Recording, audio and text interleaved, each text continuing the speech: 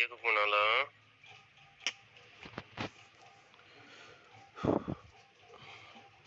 हं?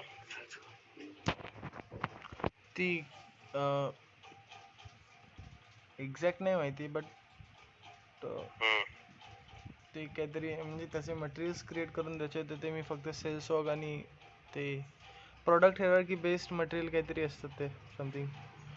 म्हणजे कधी कधी ऑफर चालू असते ना, म्हणजे सपोज डववर मोठ्या डव शॅम्पूवर छोटा डव शॅम्पू फ्री, तर ते त्या सगळ्या कंडिशन्स प्राइसिंग प्रोसिजरमध्ये येतात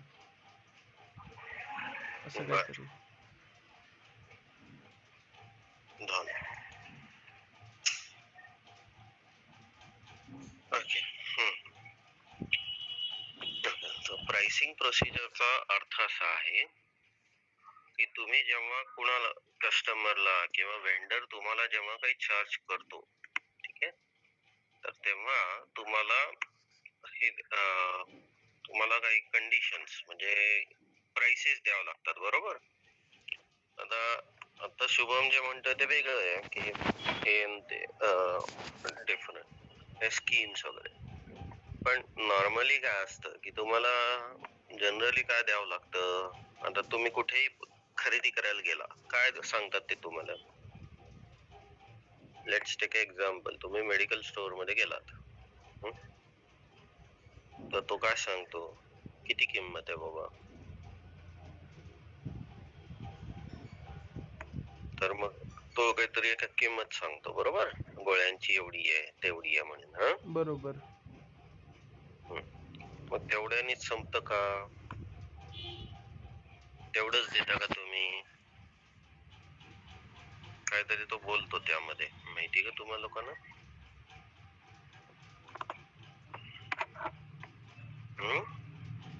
जास्त घेतलं तर 10% ऑफ असं तसं. नाही, तसं नाही म्हणत आहे. तो फक्त तेवढीच प्राइस सांगतो का तुम्हाला? हो, जेवढी MRP असते तेवढी. बर. होतं, ठीक आहे. आणि काही अजून काही तर नाही. तो म्हणाला 10% ऑफ. तर 10% कशावर देतो तो ऑफ, तुम्हाला माहितीये का शुभम? MRP वर. MRP वर. बर, ठीक आहे. आणि काही अजून काही? कॉम्बोज देतो कधी कधी, की याच्यावर हे त्याच्यावर ते फ्री, असं तसं. एवढं घेतलं का आम्ही एवढं देऊ. मेडिकल वाला देतो तुला असं? नाही, कंपनी देते, बट स्टील मेडिकल मधून जसं सपोज पावडरचा डब्बा घेतला मोठा, तर त्याच्यावर छोटा पावडरचा डब्बा भेटतो. दॅट बर, ठीक आहे. तर मला अपेक्षित होतं GST, पण तुम्ही कोणीच काही म्हटलं नाहीत. बर, ठीक आहे. डिस्काउंट हा एक प्रकार झाला, पण टॅक्स हे ऍडिशनल असतात, हो ना. बऱ्याच वेळा आता हे सगळेजण इन्क्लुडिंग GST करून MRP लावतायत, बट दॅट डझंट मीन की सगळीकडे तुम्हाला असं असतं. तर तुम्ही आता दुसरीकडे कुठे गेलात तर प्लस GST वगैरे म्हणतात, बरोबर, सामानावर, खरेदी बरोबर.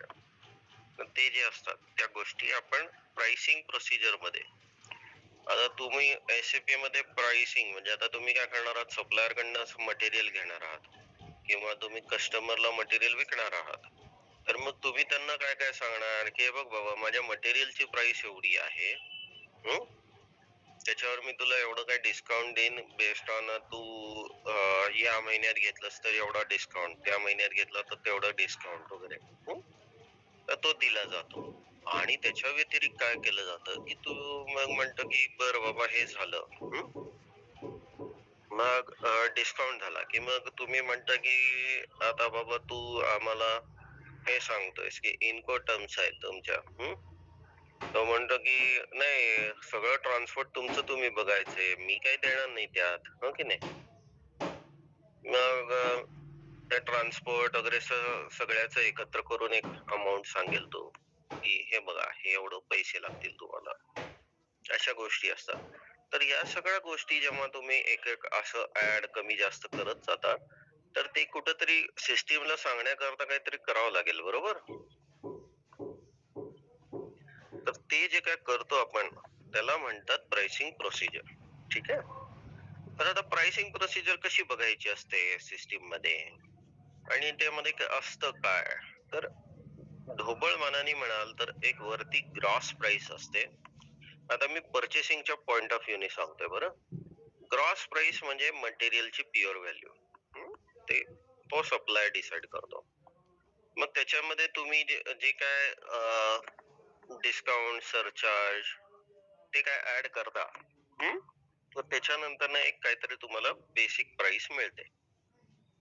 सॉरी, पहिला मिळते ती बेसिक प्राइस असते, त्याला ग्रॉस प्राइस म्हणतात. आणि त्यानंतर ना ते डिस्काउंट सरचार्ज केलं की तुम्हाला हे मिळतं. अरे काय झालं बाबा, सारखं का बाहेर टाकायला लागला हा?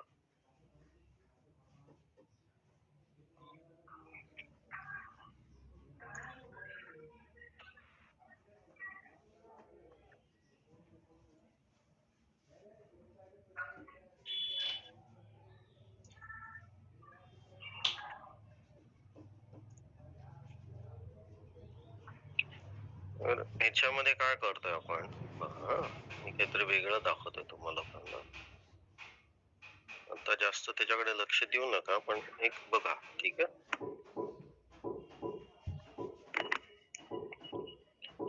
अग्रीमेंट कसं काय ओपन झालं राजा?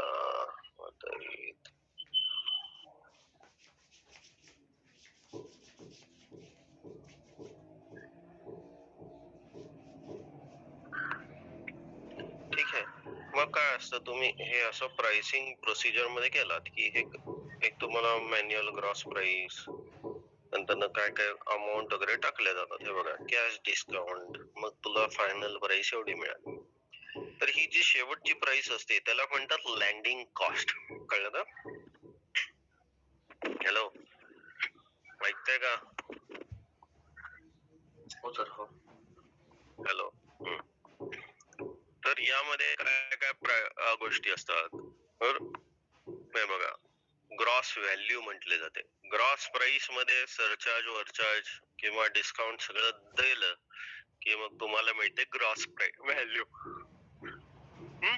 मग त्याच्यामध्ये बाकीच्या काही गोष्टी प्लस और मायनस ऍड केल्या की मग तुम्हाला नेट व्हॅल्यू किंवा नेट प्राइस मिळते. आणि नेट प्राइसच्या नंतर त्याच्यामध्ये परत तुमचं ते टॅक्स आणि ते जे काय गोष्टी ऍड करून शेवटची जी प्राइस असते त्याला तुम्ही लँडिंग प्राइस कॉस्ट म्हटली जाते. तर हे सगळं इथं असतं. आणि ही जी आहे, हे जे काय तुम्हाला दिसतंय, हे सगळं करण्याकरता आपल्याला प्राइसिंग प्रोसिजर डिफाईन करावं लागते. तर इथं अनालिसिस मध्ये जाल तर इथं तर तुम्हाला एक मटेरियल हे प्रोसिजर सांगते. ठीक आहे. आता ही वेगळी आहे प्रोसिजर, हे सर्व्हिसेसची आहे. काय केलंय, इयर्स म्हणजे टेस्ट राहिला तेव्हा.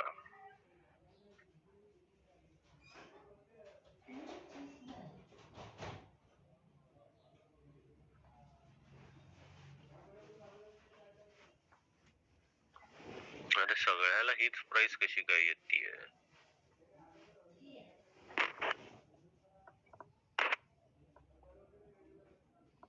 ठीक आहे. तर ही अशी प्राइसिंग असते. ठीक आहे. ही सोपी, ही फारच बेसिक आहे, पण ह्याच्यासाठी मग आपल्याला काही कॉन्फिगरेशन करून ठेवावं लागतं. तर प्राइसिंग प्रोसिजर कशावर येते, कोण सांगेल?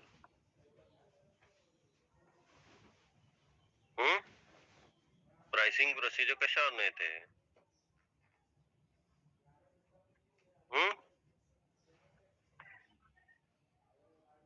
हॅलो, कशावर डिपेंड करेल?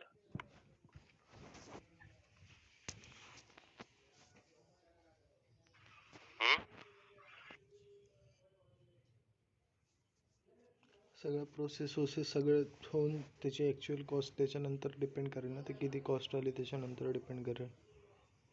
आधी ती कॉस्ट झाली, पण मी म्हणतो की प्राइसिंग प्रोसिजर कशी काय येईल, ह्याच्यासाठी काय करावं लागेल, काय पॅरामीटर्स असतील असं तुम्हाला वाटतं? तसं पहिले मटेरियल मास्टर मध्ये टाकावं लागेल मटेरियल्स बर स्पेसिफाय करावं बर लागेल की कोणते मटेरियल्स प्राइसिंग प्रोसिजरसाठी वापरायचे.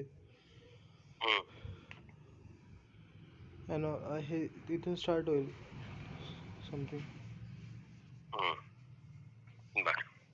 तर इश्यू असा आहे की प्राइसिंग प्रोसिजर मध्ये कशावर बेसिस करेल, तर एक तर तुमचं वेंडरवर आणि एक तर तुमच्या परचेस ऑर्गनायझेशनवर. तर या दोन गोष्टींवर प्राइसिंग प्रोसिजर डिटरमाइन होते. तर ती कशी होते, तर आता मी एक एक्झाम्पल दाखवतो तुम्हाला. तर हा वेंडर आहे, ठीक आहे. दादा करे बाबा बीपी मध्ये गेला. ठीक आहे. तर ह्याच्यामध्ये ना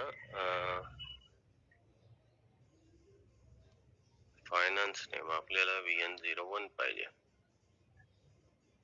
ठीक आहे. अरे हा मेंटेनच नाहीये काय राव.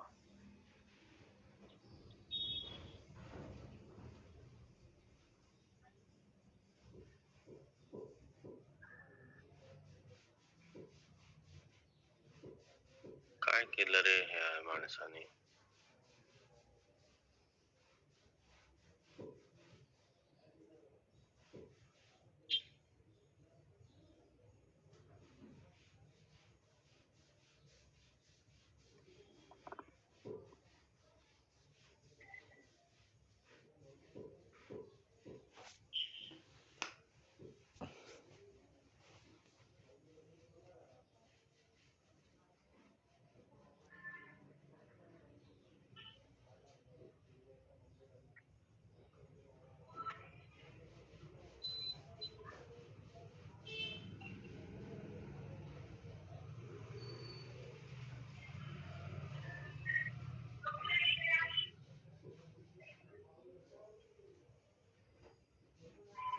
काय घोळ घातलेत राव.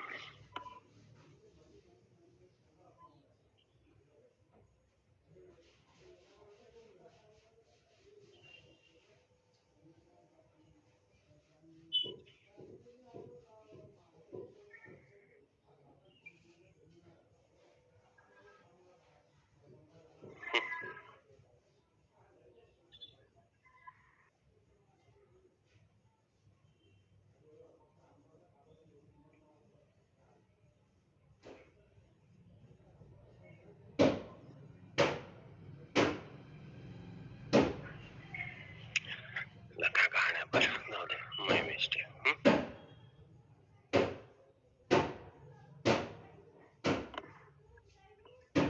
तर हा परचेसिंगचा जो वेंडर आपण मेंटेन करतो, तर ह्याच्यामध्ये ना एक स्कीमा ग्रुप असतो.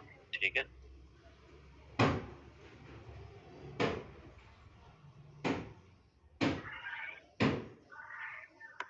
ठीक आहे. तर त्याच्या बेसिसवर आपण एक असाइन करतो. ठीक आहे. एक स्कीमा ग्रुप आणि त्याला एक आपण प्राइसिंग प्रोसिजर असाइन करतो. तर त्या बेसिसवर ही प्राइसिंग प्रोसिजर येते. ठीक आहे. आता मी तुम्हाला ते दाखवतो. स्कीमा ग्रुप म्हणजे काय? एक कॉम्बिनेशन केलं जातं. स्कीमा ग्रुप म्हणजे आता काय असतं माहिती का, की प्रत्येक वेंडरचं किंवा ह्याचं काय म्हणतात, वेंडर वाईज सगळ्यांचे प्राइसिंग वेगवेगळे असतात. ठीक आहे. आता वेंडरचा टाइप जो असतो त्याच्यावरनं तुमचे प्राइसिंग बदलतात. आता सर्व्हिसेसची प्राइसिंग वेगळी असते आणि मटेरियलची प्राइसिंग वेगळी असते. फार वरच्या लेवलला सांगतोय मी तुला. ठीक आहे. त्याच्या व्यतिरिक्त तू जेव्हा इलेक्ट्रिकल मटेरियल घ्यायला जाशील त्याचे काहीतरी वेगळे कॉम्पोनंट्स असतात. तू इम्पोर्ट करणार असशील तर तिथं कस्टम ड्युटी अपेक्षित असतात. तर ह्या सगळ्या ज्या गोष्टी असतात त्या वेगवेगळ्या काहीतरी मेंटेन करावं लागतात. त्यासाठी म्हणून आपल्याला वेगवेगळे प्राइसिंग प्रोसिजर बनवावं लागतात. कळलं का? तर हे बघ, स्कीमा डिटर्मिनेशन आणि इथं आपण बघू.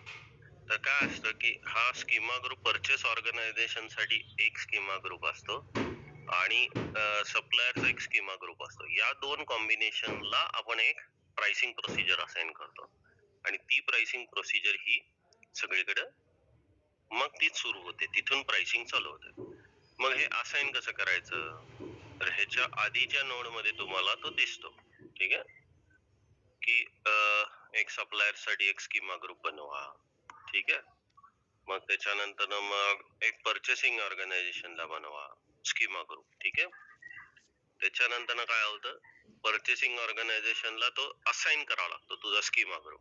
ठीक आहे. मग आता तो असाइन केला की मग तो पुढे येतो. आता तुम्ही बघितला की पर्चेस ऑर्गनायझेशनला कॉन्फिगरेशन मध्ये आपण कुठं स्कीमा ग्रुप कधीच लावलेला नाहीये, तर तो लावण्याची गरज इथे पडते.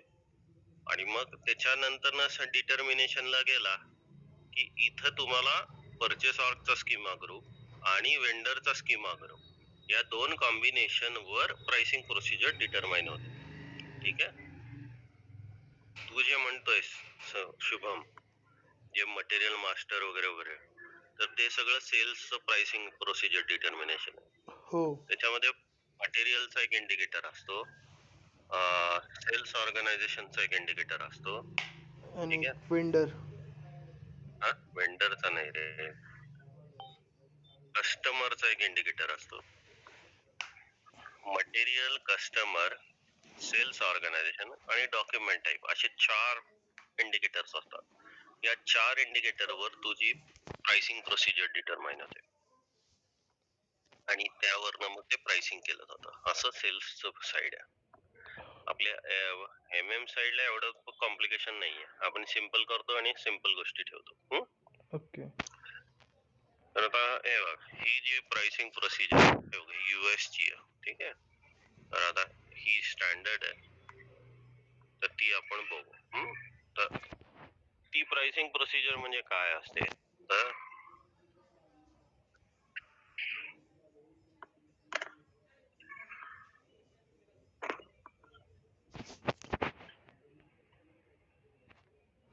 ठीक आहे. तर ह्याच्यामध्ये हा स्कीमा जो असतो त्यामध्ये बघ, ग्रॉस प्राइस आहे, मग फ्रेट आहे आणि हे काय घाण केलेली आहे. लोकांनी सगळे हलवून टाकलेलं आहे.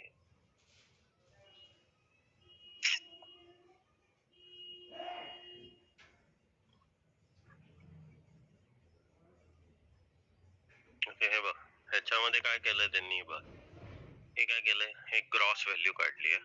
त्यानंतर त्याचे काही पर्सेंटेज डिस्काउंट दिले, त्यावरनं तुम्हाला ते नेट व्हॅल्यू मिळाली.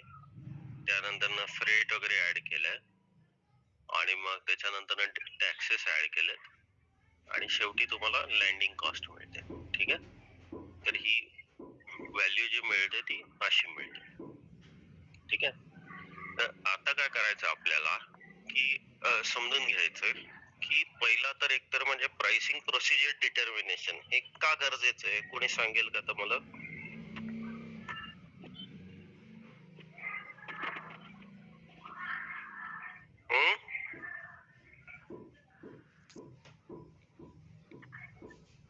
हॅलो.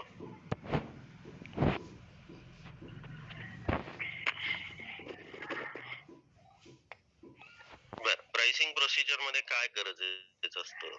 फक्त कंडिशन्स गरजेचे आहेत का?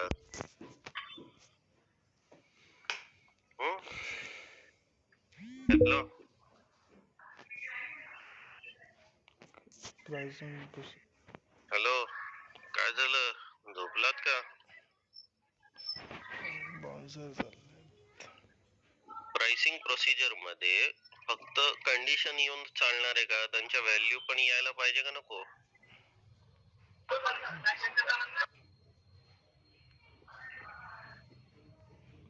बरोबर, त्यांच्या व्हॅल्यू पण पाहिजे. हा, मग त्या व्हॅल्यू कशा आणणार? मास्टर डाटा मधून. कुठला मास्टर डेटा? आता वेंडर मास्टर डाटा मधून वेंडरचे व्हॅल्यूज येईल आणि आता आपल्याला वेंडर्स आणि पर्चेसिंगचाच डाटा लागेल ना, तर पर्चेसिंग फॉर रेकॉर्ड मधून आणि वेंडर मास्टर डाटा मधून. वेंडर मास्टर डेटा मधनं कसं काय कंडिशन्स येतील, कंडिशन रेकॉर्ड कसे येतील? नाही, माहिती नाही मला. तर असं आहे की आता तुम्हाला प्राइसिंग प्रोसिजर कळली का? काय कळलं, एकदा कोणीतरी तुमच्या शब्दात मला सांगा. शुभम तू थांब, बाकीचे बोलू दे, बघू. इथं काय आहे माहिती का तुम्हाला?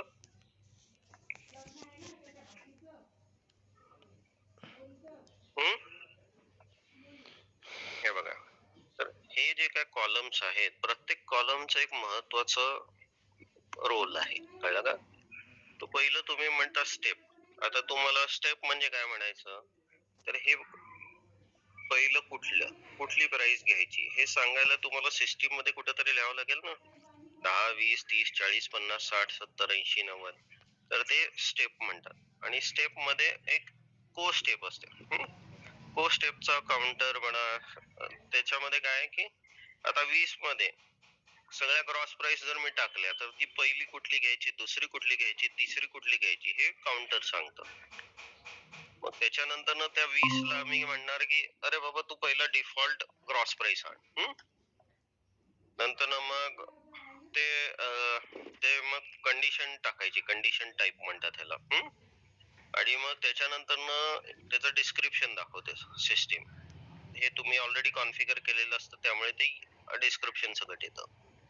मग फ्रॉम टू. आता फ्रॉम टू चा उपयोग कधी होईल मला माहिती, तुम्ही सांगाल का?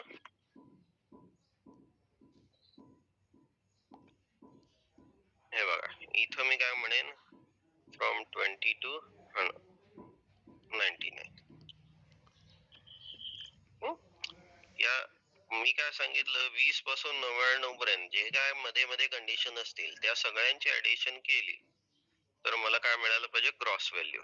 हे मी फ्रॉम टू केलं. सम किंवा तुम्हाला ही पर्टिक्युलर कंडिशन कशावर कॅल्क्युलेट करायची त्याचं ते फ्रॉम टू करून त्याला कॅल्क्युलेट केलं जातं. ठीक आहे. आता हे आहे मॅन्युअल.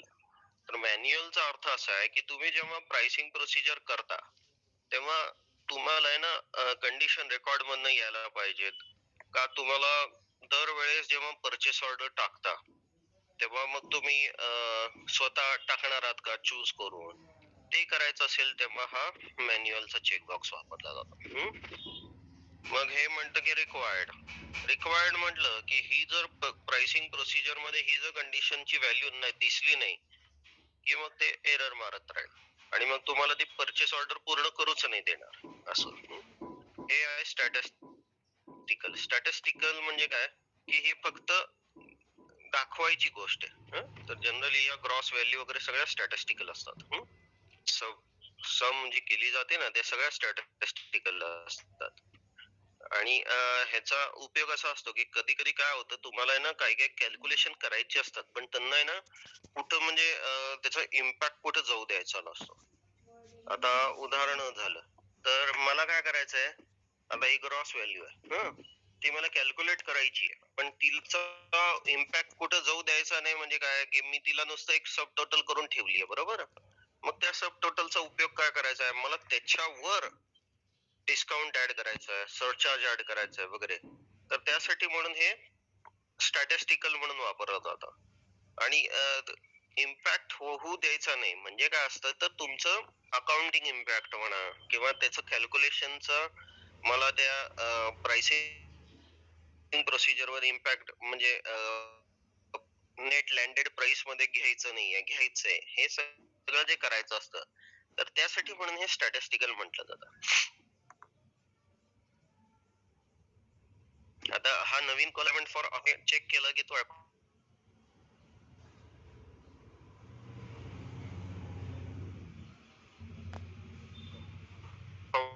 डिटर्मिनेशन कराल. ठीक आहे. काय तुम्हाला जी काय प्राइस प्रिंट करायची आहे का, म्हणजे ती तुमचे प्रिंट फॉर्म्स वगैरे जे असतात त्याच्यामध्ये दाखवायची आहे का, कसं दाखवायचं, ह्याच्यासाठी म्हणून हे वेगवेगळे प्रिंटिंगचे व्हॅल्यूज ठेवले जातात. मग इथं सब टोटल्स आहेत. सब टोटलचा अर्थ काय, मग इथं सब टोटल गेली, ही सब टोटल काय. तर कसं असतं की तुम्ही जेव्हा प्राइसिंग कॅल्क्युलेट करता तेव्हा कधी कधी काही काही मेमरी मध्ये तुम्हाला ठेवावं लागतात आणि तिथून ते कॅल्क्युलेट करावं लागतात. जसं की मी इथं जी काय सब टोटल केली आहे ती नंतर कुठे तर ओव्हरराईड करून अजून काहीतरी होऊन जाईल आणि त्याच्या काही वेगवेगळ्या व्हॅल्यू होतील. मग त्या व्हॅल्यू मला रन टाइम मध्ये होत राहणार. मला कधी कधी असं वाटतं की मला ही जी व्हॅल्यू आहे ही एका सब टोटल मध्ये ठेवायची आहे आणि नंतर मी तिला वापरत राहीन. तर हे प्रोग्रामॅटिक मेमरी जी म्हणतात तर त्याच्यासाठी म्हणून हे सब टोटल वापरतात. याच्यात काही स्टँडर्ड आहेत. 9 इज अ ग्रॉस व्हॅल्यू, हे बघा 9 म्हणजे ग्रॉस, ग्रॉस व्हॅल्यू असते. नंतर ही 4 आणि 6 हे वेगवेगळे तुमच्या इंटरनल कॅल्क्युलेशन साठी वापरतात. या एवढे व्हॅल्यूज आहेत तुमच्यासाठी, कळलं का? आणि हे फक्त तुमच्यासाठीच नाही तर ते फायनान्स नंतर SD सेल्स अँड डिस्ट्रीब्युशन ते सुद्धा हे वापरतात. तर त्यासाठी म्हणून वेगवेगळ्या या गोष्टी ठेवायच्या असतात. मग रिक्वायरमेंटचा उपयोग असा असतो की तुम्हाला एक वेगवेगळे फॉर्म्युले वापरायचे.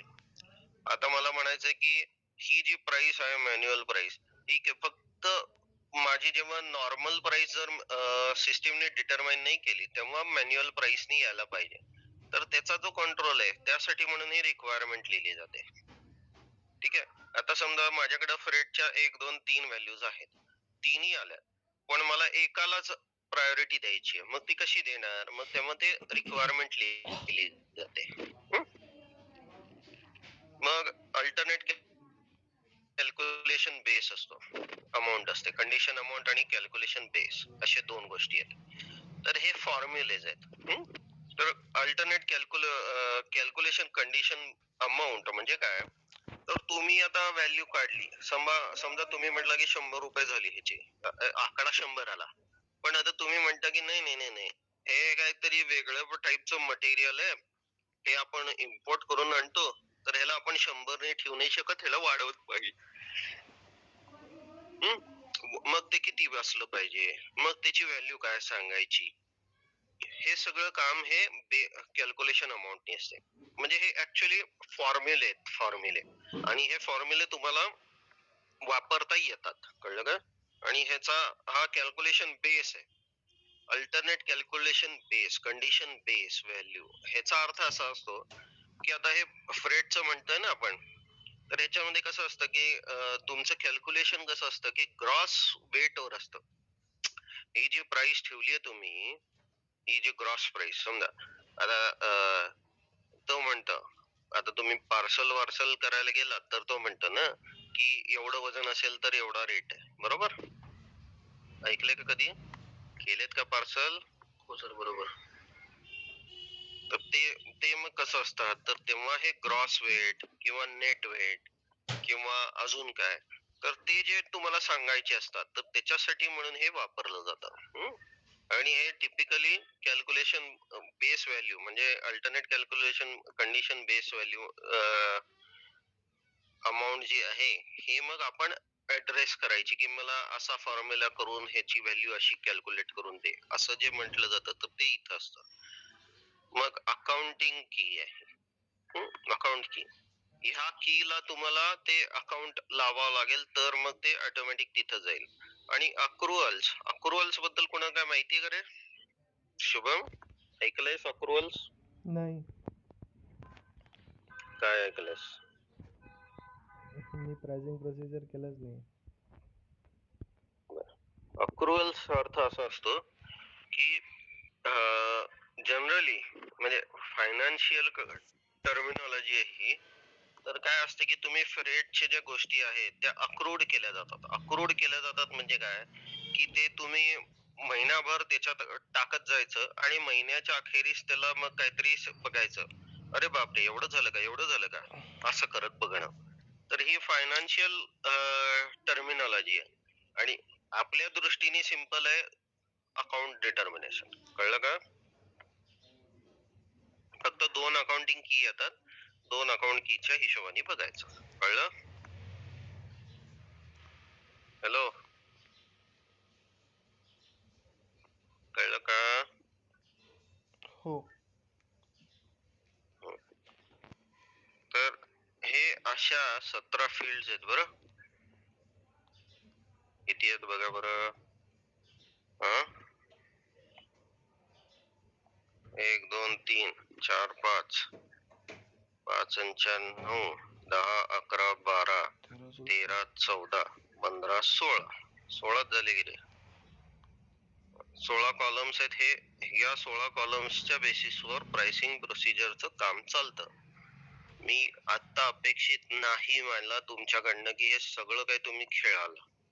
माझं आता अपेक्षा एवढीच आहे की ही प्राइसिंग प्रोसिजर अशी बनवायची यामध्ये एखादी ऍड कमी जास्त करायची आणि तुम्ही वापरायची, आणि ती जी काय बनवली आहे ती तुम्ही तुमच्या कॉम्बिनेशनला कॉल करून आणू शकता, एवढं दाखवायचं मला. एवढीच अपेक्षा आहे मला तुमच्याकडनं आता सध्या. कळलं का? हॅलो, समजलं का माझ्या रिक्वायरमेंट काय म्हणतोय मी? तर खूप काही मला तुम्ही हे केलं पाहिजे ते केलं पाहिजे असं नाहीये. तर मी एक डॉक्युमेंट शेअर करतो आता, तर माझ्याकडे आहे का बघतो मी, लिंक असेल माझ्याकडे.